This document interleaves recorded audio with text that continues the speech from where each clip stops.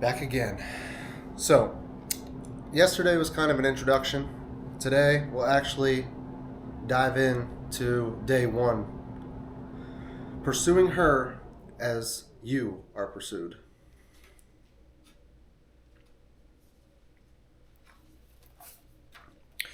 Ephesians 5:25 and 28 through 30 tells us, "Husbands, love your wives as Christ loved the church and gave himself up for her.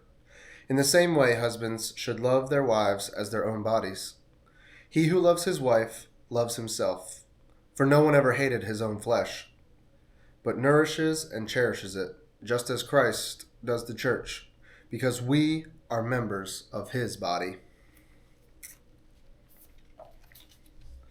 As men, it's generally true that we like to fix things, and we're pretty good at it.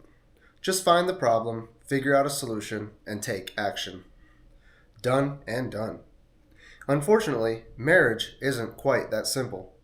Problems in marriage often present themselves as superficial, but their roots actually go much deeper. If we're not careful, we apply the same fix-it logic we use to repair household problems and expect everything to be resolved. Then, if and when problems persist, we're confused. I did what she wanted, so why is she still upset? Often the thing we're focused on fixing isn't the primary issue. It's the symptom, or just a symptom. It's tempting in a book like this one to prescribe things for you to do, all with a fix-it mindset. Do more of this and that, so your marriage looks and functions how it should. It is true that you are called to love your wife in tangible, visible ways. You are undoubtedly called to love your bride as Christ loved the church, and that sort of love has real actions associated with it. But loving and pursuing your wife well starts with knowing how you're loved and pursued by Christ. The better you understand how you're loved by Christ, the better you'll love your wife. Christ's love always starts in you and flows outward through you. Today marks the start of the journey of learning how to pursue your bride more intentionally. But first, I need to level with you. I want this book to be more than a collection of ideas and to-dos. If you finish the next 31 or so days without a deeper understanding of who Christ is, I will have missed the mark.